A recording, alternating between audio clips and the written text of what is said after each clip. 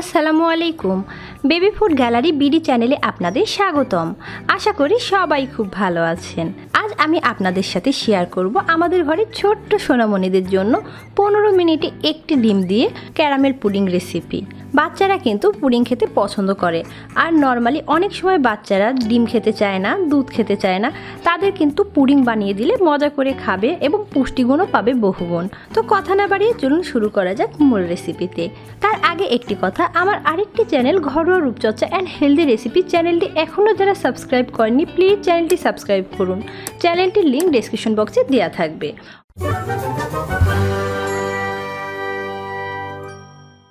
আমি 15 মিনিটে এক ডিমের ক্যারামেল পুডিং তৈরি করার জন্য প্রথমে ক্যারামেল তৈরি করে নেব। এর জন্য চুলায় একটি প্যান বসিয়ে দিয়েছি।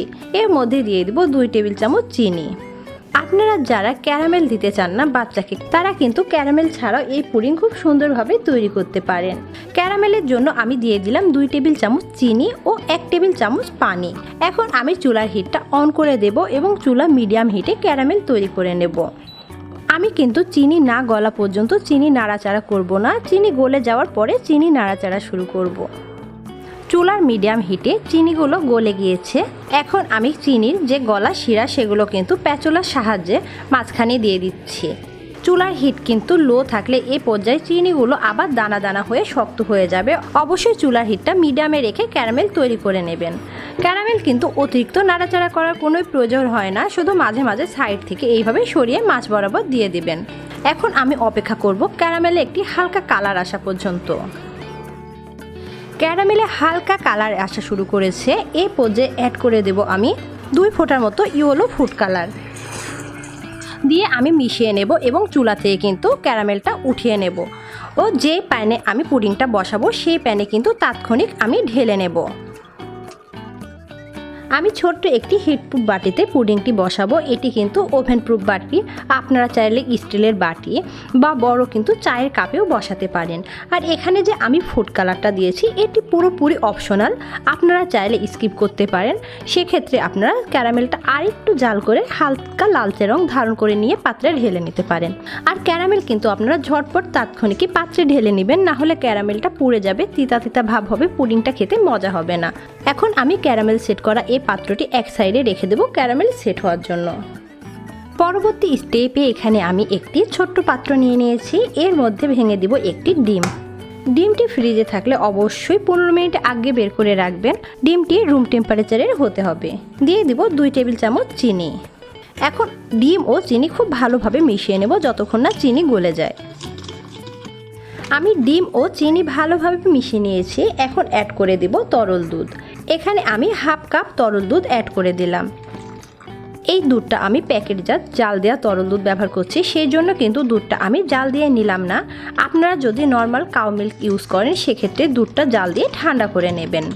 আর আপনারা যদি গুঁড়ো দুধ দিয়ে এক্ষেত্রে করতে চান সেক্ষেত্রে আপনারা 1/4 কাপ গুঁড়ো দুধ হাফ কাপ কুসুম গরম পানির মধ্যে খুব ভালোভাবে গুলিয়ে নেবেন এবং তারপরে সেই দুধটা অ্যাড করবেন।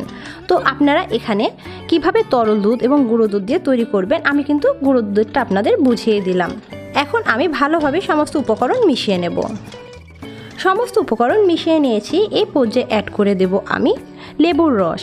এই লেবুর রস দিলে কিন্তু ডিমের এক্সট্রা গন্ধ লাগবে না। এখানে আমি হাফ চা চামচের মতো লেবুর রস ব্যবহার করলাম। সব সময় কিন্তু বাসায় ভ্যানিলা এসেন্স থাকে না, আর বাচ্চারা অনেক সময় এলাচির ফ্লেভারটাও পছন্দ করে না। সেক্ষেত্রে কিন্তু এইভাবে আপনি লেবুর রস দিয়ে দিলে বাচ্চা কিন্তু কোনো এখানে এক্সট্রা স্মেল পাবে না। সমস্ত উপকরণ খুব ভালোভাবে মিশানো হয়ে গিয়েছে। এখন আমি যে ক্যারামেল সেট করা পাত্রটি রেখেছি তার মধ্যে এই পুডিংয়ের মিশ্রণটি ঢেলে দেব। ক্যারামেল পুরোপুরি সেট হয়ে গিয়েছে, আঙ্গুল দিলে হাতে লাগছে না, বুঝতে পারছেন। এখন আমি এই সেট হওয়া ক্যারামেলের পাত্রে পুডিংয়ের মিশ্রণটি ঢেলে দিচ্ছি। আমি কিন্তু এখানে পুডিংয়ের মিশ্রণ ছেঁকে নিলাম না, কারণ সবসময় সবার বাসায় কিন্তু পুডিংয়ের যে ছাঁকনিটা থাকে সেটা থাকে না। এই পুডিং না ছেঁকলেও অনেকটা সফট হবে। আমি পুডিংয়ের মিশ্রণের পাত্রটি একটি অ্যালুমিনিয়াম ফয়েলের সাহায্যে আটকে দেব, যেহেতু এই ঢাকনাটি এখানে নেই। আপনারা ঢাকনাওয়ালা পাত্র ব্যবহার করলে কিন্তু সেটি ঢাকনা দিয়ে মুখ সিল করে দিতে পারেন। যেহেতু এটির ঢাকনা নেই সেহেতু আমি অ্যালুমিনিয়ামের ফয়েল দিয়ে মুখটি সিল করে দিচ্ছি। পুডিংয়ের পাত্রের মুখ আমি খুব ভালোভাবে অ্যালুমিনিয়াম ফয়েল দিয়ে সিল করে দিয়েছি। এখন পুডিংটি আমি ভাপে রান্না করে নেব। পুডিং ভাপে বসানোর জন্য এখানে আমি চুলায় প্যান বসিয়ে দিয়েছি। এর মধ্যে ছোট একটি আমি গামছা ভাঁজ করে দিলাম। এখানে আমি গামছা ব্যবহার করেছি, আপনারা চাইলে ছোট টাওয়েল বা স্ট্যান্ডও ব্যবহার করতে পারেন, কিন্তু সব সময় কিন্তু সর্বদা সবার বাসায় স্ট্যান্ড থাকে না, সেক্ষেত্রে কিন্তু আমি এই টাওয়েলটি দিয়েছি। চাইলে আপনারা পেপার টিস্যু কিন্তু মোটা করে দিতে পারেন। এর মধ্যে দিয়ে দেব পানি। আমি অল্প পরিমাণ পানি দিয়ে দিলাম এবং টাওয়েলটা পানির মধ্যে চুবিয়ে দেব। এখন এর ওপর বসিয়ে দেব পুডিংয়ের পাত্রটি। আমি পানি কিন্তু খুব কম পরিমাণে দিয়েছি, দেখতেই পাচ্ছেন, খুব বেশি না, জাস্ট টাওয়েলটা ডুবে থাকে সেরকম পানি আমি দিয়ে দিয়েছি। এখন আমি পুডিংয়ের ঢাকনা দিয়ে পাত্রটি ঢেকে দেব। আর ঢাকনার যে ফুটোটা আছে আমি এটি কিন্তু একটি কাগজের সাহায্যে কিন্তু বন্ধ করে দিয়েছি। এখন অপেক্ষা করব পানিতে বলক আসা পর্যন্ত। পানিতে কিন্তু অলরেডি বলক চলে আসতে শুরু করেছে। আমি 1 মিনিটের মতো হাই হিটে রেখে চুলার হিটটা লো করে দেব। একদম লোয়ের চাইতে একটু বেশি রাখবো, কিন্তু লো মানে ধরতে গেলে গ্যাসের চুলা সেটাকে লোই বলে। সেই পর্যায়ে রেখে আমি 15 মিনিট পুডিংটি রান্না করে নেব। বলক চলে এসেছে, এখন আমি চুলার হিটটা লো করে দেব। আমার চুলার হিট সর্বোচ্চ কিন্তু 2000, এখানে আমি করে দিয়েছি 100, আর 100তে আমি 15 মিনিট রান্না করে নেব। ফিরে এসেছি 15 মিনিট পরে। আমি চুলাটা এখন বন্ধ করে দেব। ঢাকনাটা খুলে নিলাম এবং পুডিংয়ের কি অবস্থা আমি দেখে নেব। খুব গরম, সাবধানে ধরতে হবে, না হলে কিন্তু হাত পুড়ে যাবে। আমি পুডিংটা নেড়ে চেড়ে দেখছি, বুঝতেই পাচ্ছেন পুডিংটা কিন্তু নড়ে চড়ে উঠছে। এই পর্যায়ে কিন্তু পুডিংটা হয়ে গিয়েছে, এর চাইতে হার্ড করা যাবে না। পুডিংটা কিন্তু ঠান্ডা হলে আরও জমে যাবে। এখন আমি চুলাটা বন্ধ করে দেব এবং পুডিংটা বাইরে বের করে নেব এবং অপেক্ষা করব পুডিংটা পুরোপুরি ঠান্ডা হয়ে যাওয়া পর্যন্ত। পুডিং পুরোপুরি ঠান্ডা হয়ে গিয়েছে। এখন দেখুন ভিতরে কিন্তু সেই নরম ভাবটি আর নেই, নাড়লেও দুলছে না।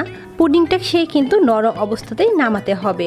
আর সময়টা আপনাদের কিন্তু 2-1 মিনিট একটু বেশি কম লাগতে পারে, সেটা হিটের উপর ডিপেন্ড করছে। এখন আমি পুডিংয়ের চারি সাইড একটি নাইফের সাহায্যে আলগা করে নেব। আমি নাইফের সাহায্যে পুডিংয়ের চারি সাইড আলগা করে নিয়েছি। এখন একটি পাত্রে পুডিংটি ঢেলে নেব। দেখতে পাচ্ছেন পুডিংটা কতটা সুন্দরভাবে হয়ে গিয়েছে। আর ইয়েলো কালার দেওয়ার কারণে কিন্তু পুডিংয়ের এরকম একটি অরেঞ্জ কালার চলে এসেছে, যা দেখতেও খুব সুন্দর লাগছে। আর বাচ্চারাও কিন্তু খুব পছন্দ করবে। আমি দেখার সৌন্দর্যের জন্য পুডিংয়ের উপরে একটি হাফ চেরি বসিয়ে দিলাম। আর দেখতেই পাচ্ছেন কতটা অল্প সময়ে, কতটা অল্প উপকরণে বাচ্চাদের জন্য ঝটপট পুডিংটা তৈরি হয়ে গেল। আর আশা করি এই পুডিংয়ের সৌন্দর্য দেখে কিন্তু বাচ্চারা খুবই পছন্দ করবে। আর পুডিংটা কিন্তু খেতেও ইয়ামি হয়। আর ব্যাচেলাররাও কিন্তু ঝটপট এইভাবে পুডিং তৈরি করে আপনারা খেতে পারবেন। আশা করি আজকের ভিডিওটি আপনাদের ভালো লেগেছে। ভিডিওটি যদি আপনাদের ভালো লেগে থাকে প্লিজ ভিডিওটি আপনাদের ফ্রেন্ডস অ্যান্ড ফ্যামিলির মধ্যে শেয়ার করবেন। ভিডিওতে লাইক কমেন্ট করে আমার পাশে থাকবেন ও আমার সন্তানদের জন্য দোয়া করবেন। আল্লাহ হাফিজ।